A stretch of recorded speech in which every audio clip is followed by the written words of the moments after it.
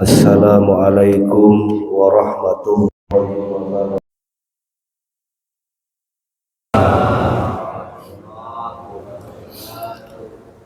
Alhamdulillahilladzi bi ni'matihi tatimmus shalihat. Asyhadu an la ilaha illallah wahdahu la syarika lah. Nabiyyana Muhammadan abduhu wa rasuluh. Allahumma salli wa sallim wa barik ala sayyidina wa habibina wa syafi'ina wa maulana Muhammadin wa azwajihi wa zurriyatihi ajma'in. Rabbi shrah li sadri wa yassir li amri wa hlul 'uqdatam min lisani yafqahu qawli. Rabbi zidna ilman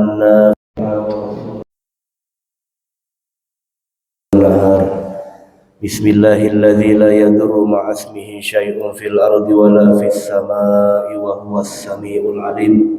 A'udzu bi kalimatillahi tammati min syarri ma khalaq.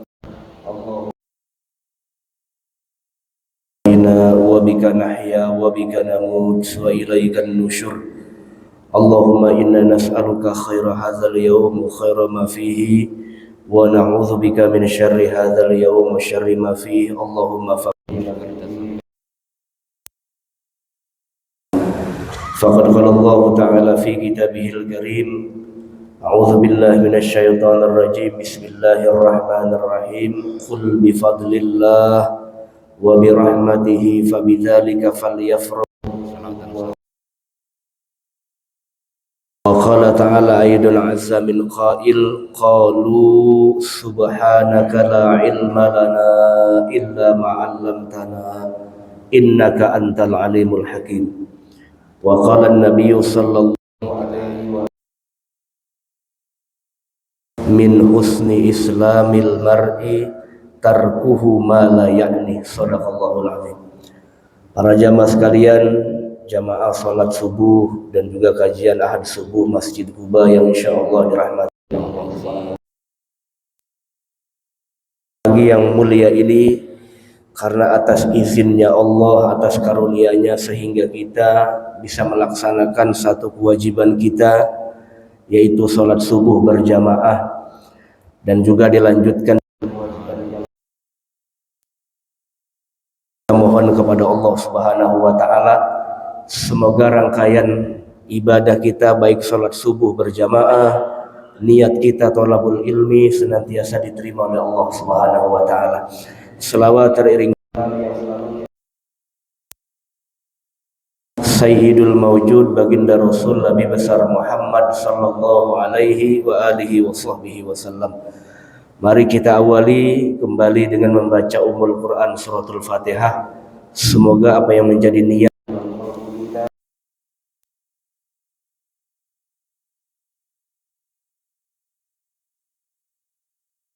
dan maksud kita dengan sebab ibadah kita kepada Allah, mudah-mudahan senantiasa diijabah oleh Allah Subhanahu wa taala. Ala hadhihi niyyah wa ala kulli niyatin shalihah ila hadratin Nabil Mustafa Muhammadin sallallahu alaihi wasallam wa ala alihi wa ashabihi wa azwajihi wa dzurriyyatihi wa ahli baitihi al-kiram, summa ila jami' ikhwanihi minal anbiya wal mursalin wa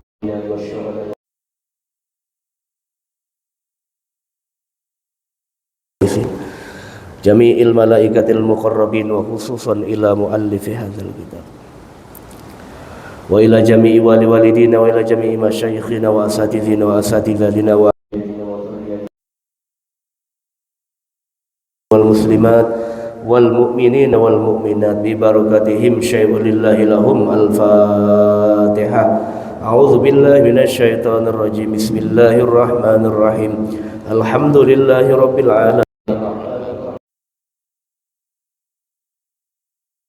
Ihdinas siratal mustaqim. Siratal ladzina an'amta 'alaihim ghairil maghdubi 'alaihim waladdallin. Bismillahirrahmanirrahim. Bismillahirrahmanirrahim. La haula wala quwata illa billahil aliyil azim. Para jamaah sekalian yang insyaallah dirahmati oleh Allah Subhanahu wa taala, alhamdulillah di waktu yang mulia yaitu waktu subuh serta Zulhijjah, karena salah satu daripada bulan-bulan hurum yang dimuliakan Allah adalah bulan Zulhijjah. Salah satu keistimewaan bulan Zulhijjah adalah masuk salah satu daripada kategori, sekalipun ulama berbeda pendapat apakah seluruh bulan Zulhijjah itu bulan haji atau tidak, itu diperdebatkan oleh para ulama. Namun pendapat yang lebih kuat, bulan Zulhijjah hanya dari tanggal 1 sampai 13 Zulhijjah. 14 bukan bulan haji. Jadi selesai ayyamut tasyrik 14 sampai akhir. Ya, namun demikian semua aktivitas haji, rukun dan wajibnya itu masuk pada awal bulan Zulhijjah.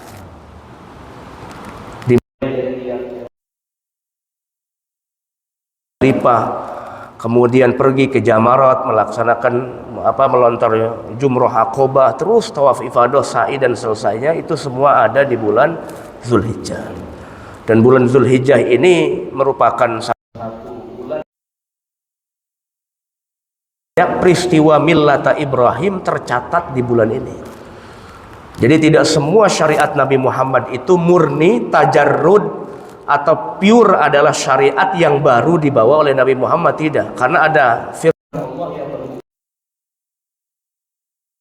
yang millata Ibrahim, aku wahyukan kepada engkau Muhammad, ikuti jejak nenek moyangmu, bapaknya para anbiya dan mursalin, namanya Ibrahim. Kalau sahabat kita yang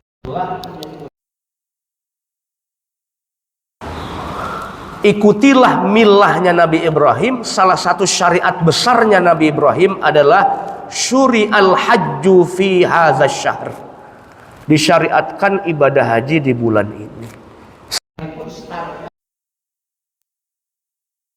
Sudah dari bulan Syawal sampai tanggal 13 Zulhijjah. Makanya kalau tanggal 14 Zulhijjah kemarin itu yang mukimin, yang mutawif, yang tidak punya tas atau kartu. Karena tahun ini hampir sepi sekali. Tidak satu pun haji ilegal boleh masuk Mekah. 2024 kemarin masih bisa nyolong-nyolong ke Arafahnya malam. Hukum. Visanya visa ziarah tuh bisa masuk nyolong-nyolong ke Arafah malam. Sekarang tanpa ampun. Mukimin pun tidak punya tasreh, jemput paksa polisi keluar dari Mekah. Gak ada ampun. Jadi nyaris di terowongan Mina tidak ada tertib. Sangat tertib. Iya. Bahkan kita bisa selonjoran dulu sampai ada blower air karena panasnya luar biasa, hampir 50 derajat, luar biasa. Tapi alhamdulillah meskipun ada berita jamaah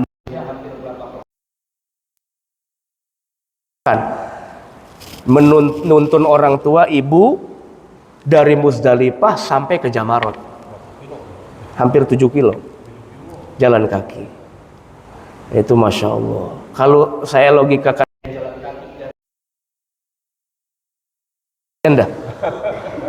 gak mau saya, Pak. Tapi mungkin karena kita udah nawaitul hajja wa ahramtu bihi, kita jatuhkan niat mikot, dan memang kita takwimun niat dari awal, kita masih pakaian ihram yang banyak sesuatu dilarang Allah. Jadi yang saya herannya yang udah umur 60 tahun ke atas itu larinya ngacir kayak anak tahu umur 20 tahun. Masya Allah, itu yang disebut dengan kekuasaan Allah ya begitu. Ada yang sudah datang ke Jeddah nggak bisa masuk Mekah karena visanya keluar. Ya, Ada haji furoda yang udah selamatan sana sini walimatus safar gak berangkat juga. Ini artinya haji itu bukan milik orang kaya, betul gak Pak? Haji itu bukan milik siapa-siapa, tapi jadi nggak boleh pesimis. Ngomongin duit mah saya nggak gablek duit kalau kata orang sini mah. Tapi karena saya minta dulu 2016 pertama saya umroh waktu masih bujangan. Ketika tawaf wada saya cuma minta satu. Ya Allah, kan doa rada-rada nodong sama Allah kan. Kalau perlu begini ya Allah, kalau perlu begitu. Jadi kan biasanya mantan TNI yang begini doa. Ya.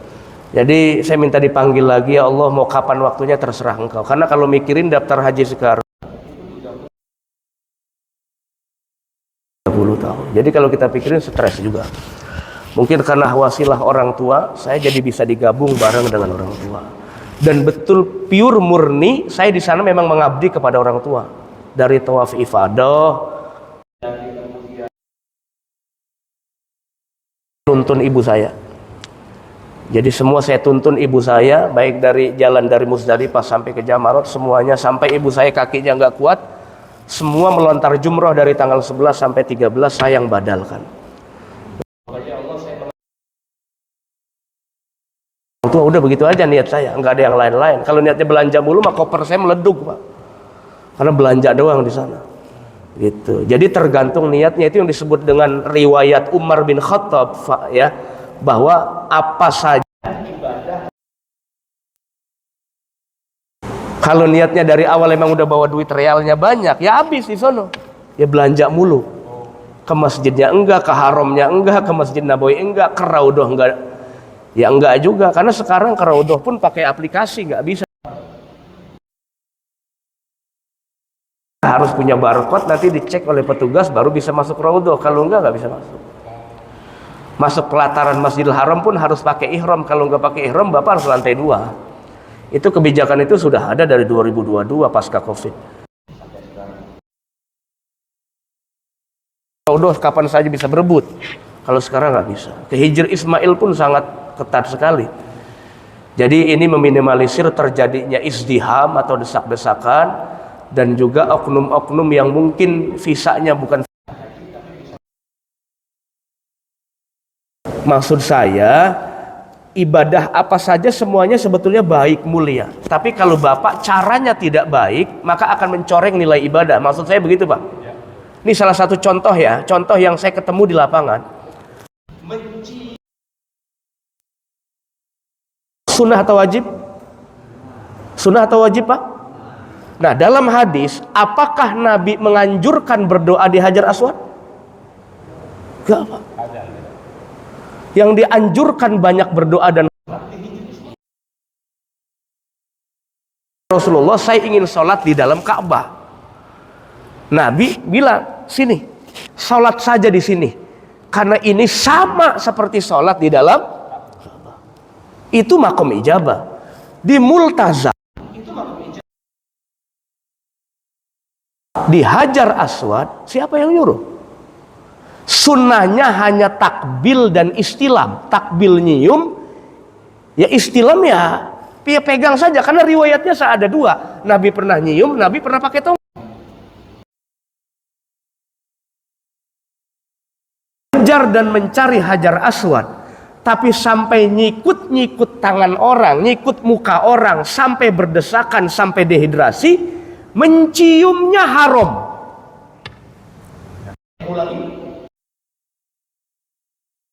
Apa? Anda mengejar sunnah, melakukan hukum Allah, namun dengan kaifiat dan cara menyakiti diri atau orang lain. Ibadah model apa macam itu?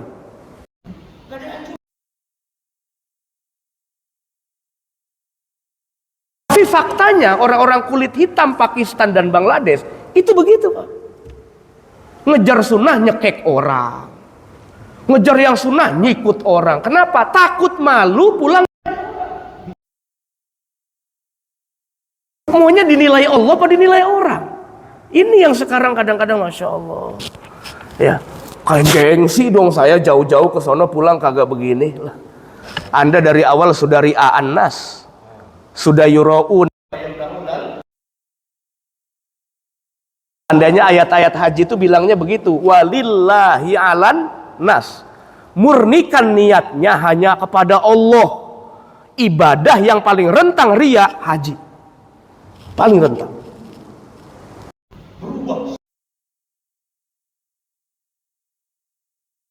Karena status sosialnya di Indonesia luar biasa, walaupun di negara lain biasa saja.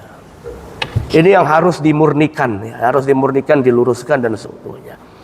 Gitu. Jadi banyak kami ini orang pesantren, Pak. Mungkin secara teori kalau belum pernah praktek nggak paham juga. Tapi ternyata kita sudah ngaji kitabul haji, bab haji di fikih. Ketika praktek di sana banyak keliru memang. Baik keliru dalam mendapatkan sunnah, mendapatkan rangkaian ibadah yang mungkin bukan masuk kategori rukun dan wajib, tapi diupayakannya sampai menyakiti orang lain, berdesakan, merugikan orang lain. Nih, kata saya, ini orientasi maqasidus syariahnya di mana? Kita kalau belajar usul fikih dan juga belajar tentang kaidah-kaidah fikih, tidak ada syariat kecuali syariat itu maslahat buat diri dan orang lain. Kalau sampai menyakiti diri dan orang lain, itu bukan syariat Nabi besar Muhammad sallallahu alaihi wa alihi wasallam. Makanya saya bilang wataknya orang yang beriman itu egois atau tidak, dan itu syahwat atau tidak ibadahnya, kelihatan itu ketika indad daruroh. Yang paling kelihatan tuh zaman Covid kemarin, Pak. Saya nggak peduli pemerintah, sholat itu nggak boleh renggang-renggang, sholat karena Allah semua. Yang begitu mati duluan, kena Covid malah, takabur di hadapan Allah. Anda boleh mengerjakan hukum Allah, tapi kalau tanpa harus waspada, percuma. Bapak yakin betul dengan zikir dan doa yang diajarkan Nabi, Bismillahilladzi la yadurru ma'asmihi syai'un fil ardi wala fis sama'i wa huwas sami'ul. Tapi bukan berarti motor Bapak nggak dikunci ditaruh depan rumah. Tetap Bapak harus usaha, ikhtiar, dikunci, digembok, dijagain, ada CCTV, itu namanya ikhtiar kita. Yang dimaksud menjalankan hukum Allah dan beriman tuh begitu maksudnya. Bukan berarti Bapak seutuhnya lepas semua. Karena ada dua ayat yang kontradiktif kalau dipahami secara hukum. Yang pertama, ayat yang mengatakan semua Allah yang tentukan dan jaga. Betul. Tapi dalam kondisi yang lain Allah sebutkan semua upaya manusia di alam dunia, baik dan buruk, tergantung bagaimana manusianya. Ayat ini harus digabungkan pemahamannya, Pak. Gak bisa harus hanya satu paro saja dipahami. Nabi bilang tidak ada penyakit menular dalam hadis. Kalau tidak ada penyakit menular, Bapak gak usah takut kalau ada orang kena penyakit yang menular. Deket aja udah, batuk-batuk atau segala macam lah. Saya percaya dengan hadis Nabi. Pokoknya saya ada orang penyakit menular, nggak ada batas-batasan lah segala macam begitu. Tapi faktanya memang ada secara medis begitu menular. Tapi dalam hadis yang lain Nabi bilang, kalau kamu dekat dengan bahaya, kafiroro kaminal asad, larilah sebagaimana kamu lari ketemu singa. Terus bagaimana mahamin hadisnya? Yang satu bilang nggak ada penyakit menular, yang satu Nabi bilang kalau ada kalau ada bahaya lari, jangan diam. Nah, ini dalam metodologi hadis namanya al-jam'u bainal hadisai. Digabung, dikombinasikan dua makna hadis sehingga melahirkan pemahaman yang sempurna. Jadi sangat bahaya ambil satu ayat letterlock difahami, sangat berbahaya ambil satu hadis letterlock difahami, sangat berbahaya tanpa melalui penjelasan para ulama. Itu penting lah, sangat penting. Inilah makanya yang disebut oleh Allah warrasikhuna fil ilm dalam surat Al-Imran itu penting dijelaskan. Kemudian innama yakhsyallaha min ibadihil ulama, itu juga sangat penting dijelaskan. Nah, inilah para jamaah sekalian rahmati Allah Subhanahu wa taala. Jadi kita itu berjalan pada jalan yang benar. Bapak nggak usah ragu, Pak. Yakin saja. Bapak ibadah karena ilmu, insya Allah diterima oleh Allah Subhanahu wa taala. Tapi kalau ibadah karena syahwat itu sangat mudah bedainnya, Pak. Orang ibadah pakai ilmu dengan ibadah pakai syahwat itu sangat mudah bedainnya, Pak. Kalau yang pakai ilmu pasti egois, pengennya soleh sendiri. Itu sangat kelihatan, Pak. Pengennya soleh sendiri, pengennya baik sendiri di hadapan Allah, nggak peduli yang lain. Tapi kalau ibadah murni karena ilmu dan karena Allah, itu nanti implikasinya dua. Pertama, kesalehan pribadi. Yang kedua, kesalehan sosial. Ini yang disebut takwa yang sesungguhnya di sisi Allah Subhanahu wa taala. Itu. Disinilah pentingnya beribadah dan juga menuntut ilmu. Ilmu Allah luas kok, Pak. Tidak hanya dibatasi dengan 1, 2, 3, luas. Nah, tinggal kita pakai cara yang mana. Wa ma utitum minal ilmi illa qalil, kata Allah dalam Al-Qur'an. Aku berikan kepada kalian ilmu secuil saja, tapi kalau itu kita cari bisa jadi rahmat Allah Subhanahu wa taala. Jadi ilmu itu yang jadi setir kita, mana baik mana buruk, mana taufik mana khizlan. Baik buruk itu Allah berikan hidayah ke kita. Taufik dan khizlan Allah berikan kemampuan orang mengerjakan kebaikan, Allah berikan kemampuan orang untuk maksiat. Ya. Allah berikan kemampuan berbuat kebaikan, itu namanya taufik. Allah muliakan seseorang. Pasti ada asbabnya kenapa Allah mudahkan orang berbuat baik. Allah berikan izin orang berbuat maksiat, pasti juga ada dasarnya. Mungkin karena kupingnya budeg tiap hari dengar azan, gak pernah salat. Jadi Allah izinkan dia maksiat sehingga jadi khizlan. Khizlan itu artinya Allah hinakan sehingga di alam dunia kelihatan mana orang baik, mana orang buruk, mana orang taat, mana orang yang durhaka di hadapan Allah. Supaya jadi tamsil, jadi contoh. Nanti di akhirat baru kelihatan betul mana yang kelompok orang-orang mendapatkan rahim dan rahmannya Allah Subhanahu wa taala. Nah, ini makanya kita bersyukur. Jadi tidak ada kebaikan kecuali kita yang berupaya maksimal sekaligus tawakal kepada Allah Subhanahu wa taala. Saya ini ada yang bilang, Pak Ustadz, kalau kami ini berusaha maksimal terus kami kecewa, itu kami liberal atau tidak? Jelas. Yang disebut liberal itu, Pak, bukan yang berpikirnya liar-liar, bukan. Yang disebut liberal itu apa saja yang konteksnya ibadah, murni merasa mampu sendiri tanpa ada peran Allah, itu namanya liberal. Saya sholat karena saya sedekah karena saya berbuat baik karena upaya saya. Dia lupa ada yang memberikan rezeki, ada yang maha menghidupkan, ada yang maha memberikan petunjuk baik buruk, ada yang menggerakkan sehingga kakinya mudah melangkahkan kepada kebaikan. Dia lupa peran Allah Subhanahu. Ini yang disebut dengan mu'attilah atau mu'tazilah. Selama Bapak dari awal niat ibadah, ya Allah, saya gantungkan semua ibadah saya kepadamu, itu sebetulnya yang diingatkan dalam sholat. Inna sholati wa nusuki. Sholat ibadah apapun gantungkan saja kepada Allah, biar hatinya tawakal kepada Allah, fisiknya berusaha maksimal. Itu namanya tawakal yang benar. Hatinya bergantung kepada Allah, tidak merasa mampu, tapi fisiknya berupaya mencari kebaikan, mencari takdir Allah yang baik. Itu ya. Jadi kalau ada konsep orang udah saya mah di rumah aja ntar juga kaya, ya tetangganya bingung, kok bisa kaya dewek apa gimana? Nggak ada orang soleh langsung lahir langsung soleh, itu nggak ada, Pak. Ini para jamaah sekalian rahmati Allah Subhanahu wa taala. Sebetulnya ini kaitannya dengan bagaimana sikap dan juga kebiasaan kita beribadah kepada Allah itu tercermin loh, Pak, dalam kebiasaan sehari-hari. Sangat tercermin. Jadi gak bisa hanya sekedar kita mapan secara ilmu, namun juga harus dibalut dengan akhlak atau ihsan yang baik. Jadi ada muslim, ini saya ulangi lagi, Pak, ini namanya ngaji bulanan, lupanya pasti banyak lah ya.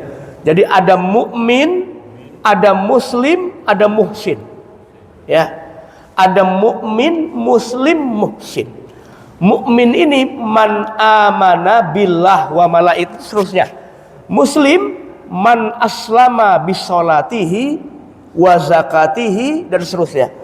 Nah, muhsin man ahsanallah bi ibadatih, orang yang kalau ibadah kepada Allah pakai etika, Etikanya bukan hanya fisik, tapi etika spiritual. Tidak merasa mampu, tidak merasa bisa, tidak merasa saya yang paling lebih dari orang lain, tidak merasa saya yang paling baik ibadah dari si fulan. Itu namanya ihsan. Nah, yang semacam ini yang kadang-kadang banyak dilupakan oleh orang-orang yang ahli ibadah, sehingga nanti di akhirat di hadapan Allah, ya Allah, saya ini ahli tahajud loh. Dia protes sama Allah. Ya Allah, saya ini ahli duha loh. Saya ini ahli witir. Kata malaikat, benar, cuman cukup sampai situ saja. Yang lainnya enggak. Apakah itu yang disebut takwa yang sesungguhnya?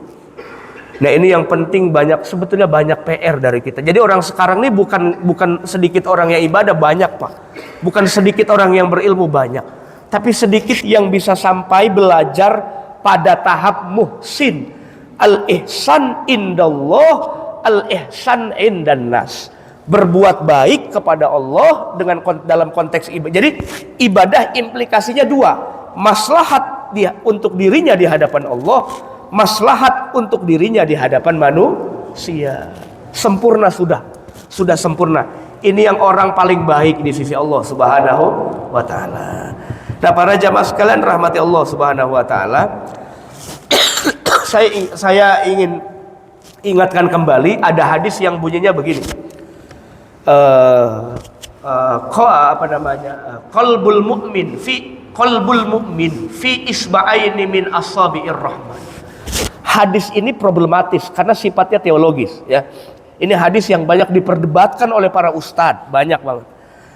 Saya sampaikan saja karena memang orang awam mudah mengakses YouTube. Jadi ilmu yang bukan dosisnya, nah, saya ulangi ya, ilmu yang bukan dosis orang awam masuk ke otaknya karena YouTube. Jadi saya nggak heran orang awam sekarang berani debat ustadz yang mondok lama-lama, yang menuntut ilmu kuliah lama-lama, karena boleh ngelihat YouTube. Itu bahaya sekali ini. Udah begini aja deh Pak, kita ini secara pribadi tahu ukuran. Tontonlah yang layak, yang bukan konsumsi Bapak, nggak punya latar belakang nyantren, nggak punya latar belakang ngaji tafsir, gak usah ditonton, gak usah. Bukan dosisnya. Bapak yang nggak punya penyakit rematik, jangan minum obat rematik, jangan. Bapak yang nggak pilek, jangan minum obat flu, jangan. Itu bukan dosisnya. Nanti kesengklak ibadah beragamanya, konslet, ya. Jangan, tolong difiltrasi, tolong, ya. Karena ya nggak bisa juga dilarang sih, bagaimana? Orang handphone yang beli, bagaimana? Kota juga dari dia yang beli. Gitu. Saya cuman sampaikan, tolong apa saja yang ada di media sosial difiltrasi yang bukan dosis kita. Ini ada hadis yang ini nih banyak diperdebatkan oleh para ulama maknanya. Sebetulnya kalau ulama berdebat oke. Tapi kalau orang bodoh berdebat musibah, Pak. Udah bodoh berdebat, bodoh itu tugasnya ngaji, bukan debat. Kalau ulama berdebat wajar. Mereka berdebat pakai ilmu, sumbernya ada, rujukannya. Ya orang bodoh debat, astagfirullahaladzim. Udah makan bubur aja mau gorengan lah. Gue sama kayak debat-debat lah, orang awam. Paham bahasa Arab kagak. Gak ada catatan pernah belajar bahasa Arab, gak pernah ada catatan pernah belajar ilmu tafsir. Debat lagi. Itu malaikat kalau hidup dia cekek kali orangnya, Pak. Gak pantas. Ulama berdebat jadi hikmah. Hikmahnya apa? Timbul ilmu yang lain, timbul gagasan yang lain. Ini orang jahil berdebat, ya Allah. Ini jadi musibah di tengah-tengah makanya kata Imam Ibnu Rushd, lau sakata man la ya'rif la qallal khilaf. Andai saja orang yang tidak tahu banyak diam, orang nggak tahu banyak diam, pasti tidak banyak musibah di tengah masyarakat. Jadi poin pentingnya, kenapa banyak pertikaian di tengah masyarakat tentang agama? Orang tidak tahu, ngomongnya lebih banyak dari orang yang tahu. Itu satu. Yang kedua, orang yang tahu banyak diam. Kalau saya, Pak, mohon maaf, kalau saya sampaikan apa yang saya paham, saya nggak mau didikte Bapak. Pak Ustadz harusnya begini, mendingan saya nggak usah ngajar sekalian. Bapak ikuti pendapat saya, silakan, setuju, nggak masalah buat saya, nggak masalah. Nggak masalah kok. Jalan menuju Allah kok luas kok, nggak masalah. Saya ini bukan guru yang nyuruh santrinya harus ngikut saya betul, enggak. Apa yang saya sampaikan ini akumulasi dari pemahaman saya belajar, prosesnya panjang. Saya hanya wa ma alaina illal balag, tugas saya hanya menyampaikan, enggak mendoktrin Bapak harus ngikut saya, enggak. Emang saya nyari pengikut ngajari Masjid Kuba, enggak kok. Followers enggak juga, tanya Pak Jendang. Followers saya dikit kok. Bukan, saya cuma nyampain saja. Setuju enggak? Ya enggak apa-apa ya enggak setuju enggak masalah ya. Nah, ini para jamaah sekalian rahmati Allah Subhanahu wa taala. Hadis ini timbul dua kelompok ulama nih, hadis ini Pak. Saya terjemahkan ya. Hatinya orang beriman ada pada dua jemari Allah. Pertanyaannya, jarinya Allah bagaimana? Ini bahaya loh Pak. Kalau orang awam yang ngomong, diem aja deh. Uskut. La tatakallam, jangan bicara illa wa anta alim, kecuali kamu ngerti. Jangan sekali-kali komentar terhadap hadis ini kecuali Anda mengerti. Kalau Anda tidak mengerti, diam lebih baik, bahkan menjadi ibadah saat itu. Nah, saya sampaikan saja karena hadis ini berceceran di YouTube. Ada dua pendapat dan dua-duanya benar, nggak salah Pak.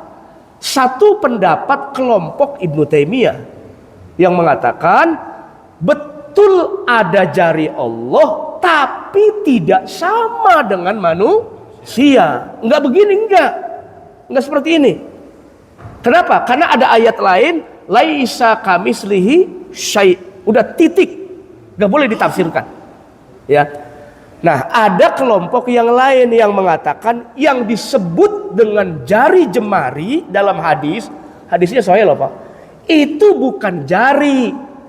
Namanya takwil. Itu bukan jari, apa? Itu dua sifat Allah. Kan isba'ain itu dua jari begini Pak. Itu bukan jari begini kata ulama yang kedua, itu dua sifat Allah. Sifatani lillah. Dua sifat Allah. Pertama, sifatul qahri. Allah punya sifat maha memaksa.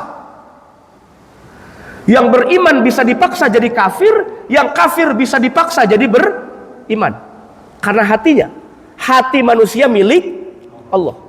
Yang kedua, sifatul lutfi, sifat lemah lembut. Orang yang hatinya sekeras apapun seperti Umar bin Khattab bisa luluh di hadapan Allah. Itu namanya sifat lutf. Allah melembutkan, melunakkan hati orang yang keras, yang menentang Muhammad sehingga jadi beriman. Itu disebut dengan sifatul lutf. Jadi yang disebut dengan dua jari dalam hadis itu kata kelompok ulama yang kedua, dua sifat Allah. Allah bisa saja memaksa orang beriman dari kecil jadi kafir, bisa saja melembutkan orang yang hatinya keras, mengingkari agama Muhammad, bisa menjadi beriman kepada Nabi besar Muhammad. Contoh konkretnya Sayyidina Umar bin Khattab. Gimana gak keras Pak? Inna syaitona la yakhufu minka ya Umar. Bahwa jangankan orang, dedemit pun takut sama Sayyidina Umar. Dedemit. Kalau kita kan terbalik, malah kita yang dimainin setan. Kalau Sayyidina Umar yang mainin setan malah terbalik. Saking takutnya tuh makhluk Allah. Makanya ada satu riwayat yang mengatakan Sayyidina Umar tuh di alam kubur. Ini cerita Sam'iyat namanya ya. Tapi saya nggak ngerti. Tapi ini mimpinya ulama. Sayyidina Umar di alam kubur Pak, itu kan ditanya man rabbuka. Ya malaikatnya ditanya balik. Kok ente nanyanya begitu? Tuh kalau bahasa kita begitu, kok nanya begitu? Emang nggak kenal saya? Itu kalau orang sekarang pakai bahasa Cipondo, ya man rabbuka, pakai nanya begitu katanya. Emang nggak kenal saya? Lah emang ente siapa? Ana ashabu Muhammad. Saya sahabatnya Nabi Muhammad SAW. Oh iya ya udah saya balik lagi. Enggak jadi tanya. Laporan ke Allah, ya Allah, ini ada hambamu ditanya malah gertak saya balik. Namanya siapa? Umar. Yang ente kalau nanya orang lihat-lihat orangnya lah. Begitu kira-kira.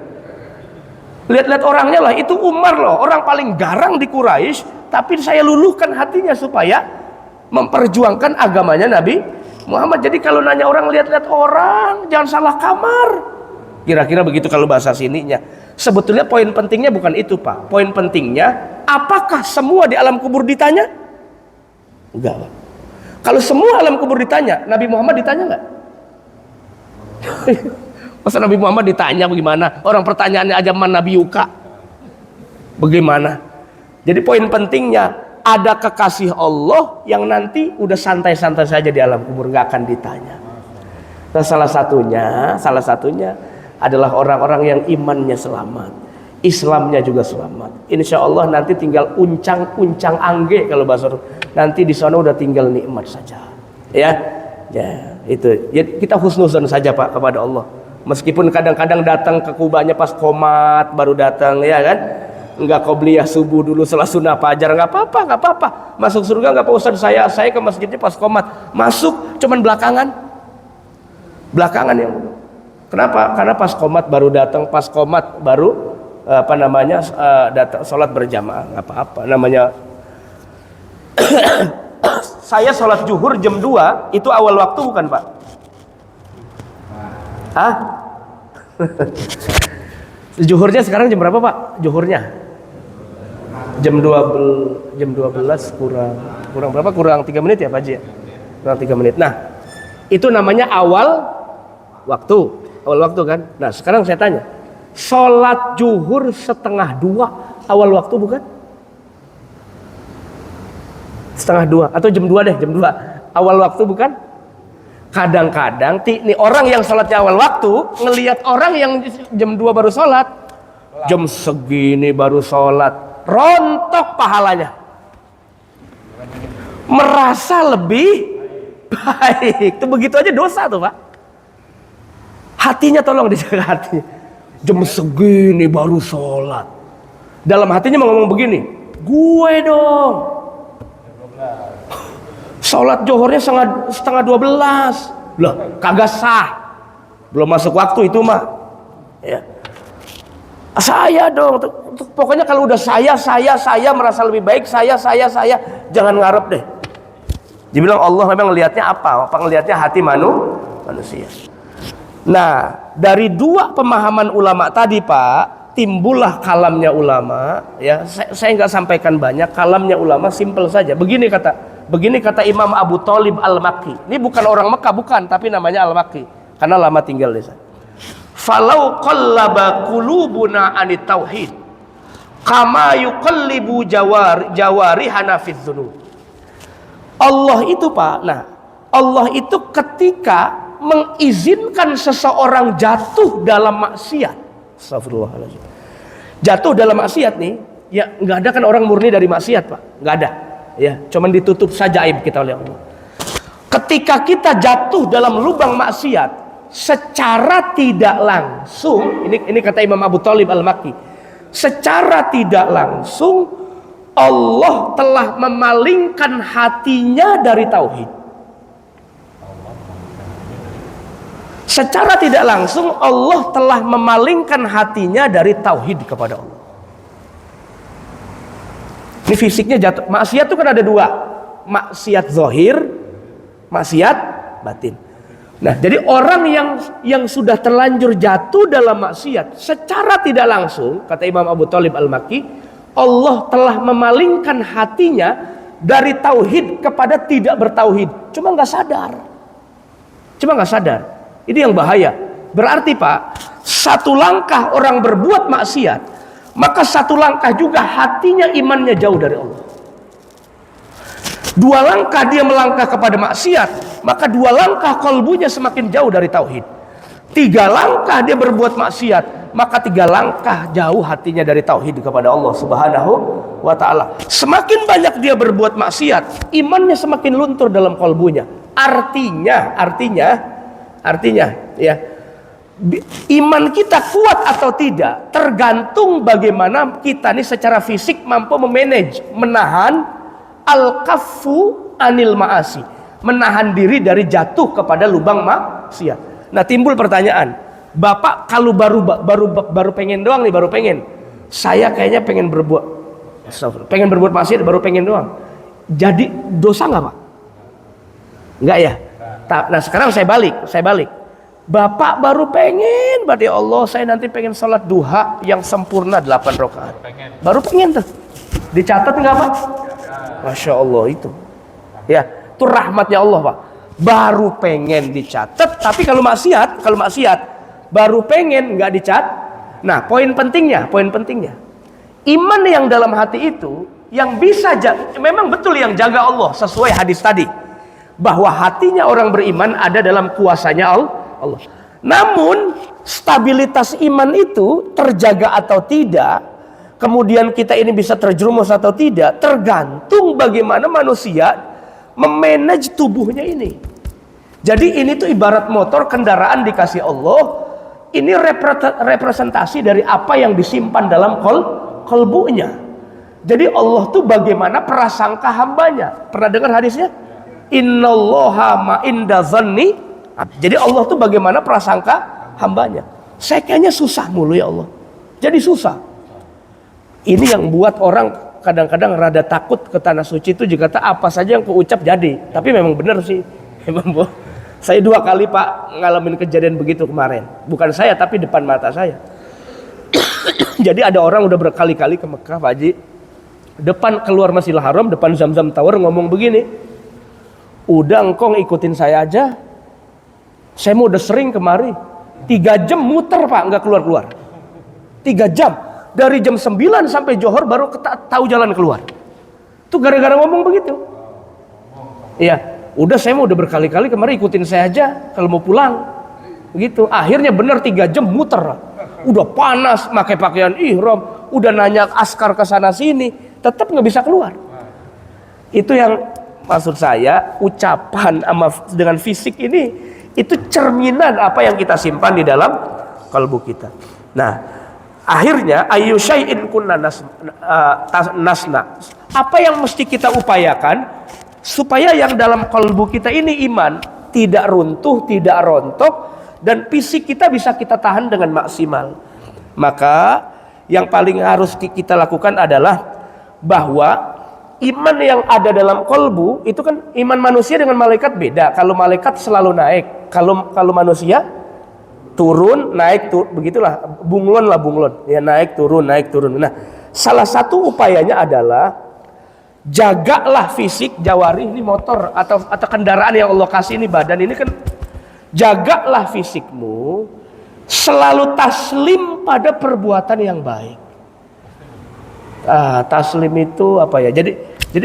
Jadi kalau ada kebaikan depan mata, Bapak langsung responsif gitu loh. Itu namanya taslim tuh.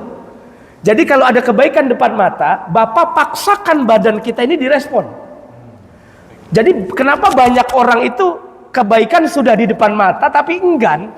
Karena dia ngikutin badannya Pak, bukan Bapak yang harus nuntun Jadi kita ngikutin onta kendaraan, bukan kita yang nuntun gitu loh. Bukan kita yang ngendarain. Mana ada mobil itu cuman kita naik setirnya, kita nyalain, terus kita diem aja jalan. Nggak ada Pak. Jadi kita yang mengendalikan badan, bukan nunggu badan kita jalan sendiri.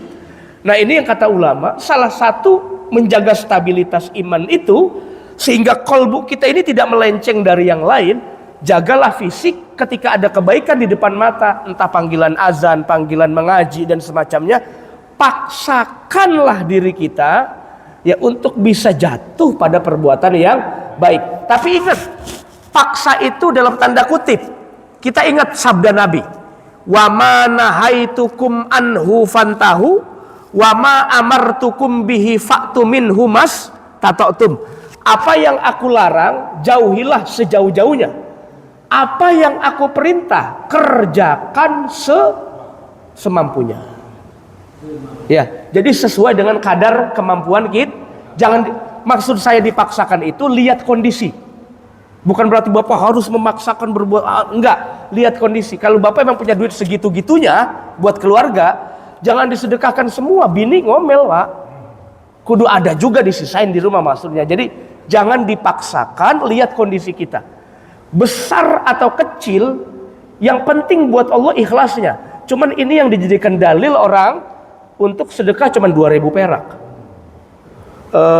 Dikit amat. Yang penting ikhlas. Saya segini ikhlas ke 2.000. Jangan kan lu yang lain juga ikhlas 2.000 mah ngasih. Ini yang kadang-kadang dijadikan dalil oleh orang untuk tetap kalau ibadah pengennya perhitungan kok. Ya, ya belajar latihan lah. Sekali-kali boleh kan duha 8 rakaat, boleh kan ya? Boleh. Sekali-kali boleh dong tahajud wala hadda fi aksariha. Enggak ada kayaknya. Enggak ada yang mampu. Kan tahajud enggak ada batasnya kan? Bisa kali dari jam 12 sampai subuh. Insya Allah enggak ada yang mau. Orang terawih aja perhitungan kok, nyender mulu. Begitu insya Allah. Ya, tapi ya ya niatkan saja ya. Barangkali dikasih kemampuan sama Allah nanti begitu. Ya para jamaah sekalian rahmati Allah Subhanahu wa taala. Ini refleksi saja supaya ibadah kita ini semakin hari ada evaluasi, semakin hari semakin baik. Bagaimana mengelola kalbu dan hati kita, karena ini wadahnya iman kan di sini yang sesungguhnya Pak, bukan di fisik. Jadi nggak bisa Bapak menilai orang ini orang fasik. Kenapa? Karena maksiat dan segala macam. Maksiat kan ada 2 kategori Pak. Ada orang yang memang benar menjulurkan badannya maksiat. Ada orang yang tidak sengaja menjulurkan badannya kepada jurang maksiat. Disinilah ada etika husnuzon bi ibadillah, berbaik sangka kepada hamba Allah. Tinggal ketika kita melihat maksiat, kita minta sama Allah dalam diri kita ini, ya Allah, jangan jauhkan diri saya dari maksiat, jangan sampai saya terjerumus. Bukan memvonis orang lain. Ya, itu sebetulnya akhlaknya Nabi itu begitu Pak. Makanya Nabi nggak pernah marah kepada siapapun yang datang ke dirinya. Ya Rasulullah, saya ahli zina. Ya Rasulullah, saya pencuri. Nabi nggak pernah marah. Nggak pernah marah. Nabi nggak pernah menghina. Nabi nggak pernah menjas. Nabi nggak pernah mengadili orang lain. Nabi nggak pernah merasa lebih baik dari orang pendosa. Itu akhlaknya Nabi besar Muhammad sallallahu alaihi wasallam. Ketika Bapak melihat orang kebaikannya banyak, Bapak berdoa sama Allah, ya Allah, jadikan saya seperti dia yang kebaikannya banyak, supaya saya bisa terus berbuat kebaikan. Ketika Bapak melihat orang yang belum mampu sholat subuh, ya Allah, berikan dia taufik. Yang kedua, ya Allah, jagalah saya supaya istiqomah, bisa sholat subuh berjamaah. Itu doa terbaik orang beriman di hadapan Allah Subhanahu wa taala. Wallahu a'lam bishawab.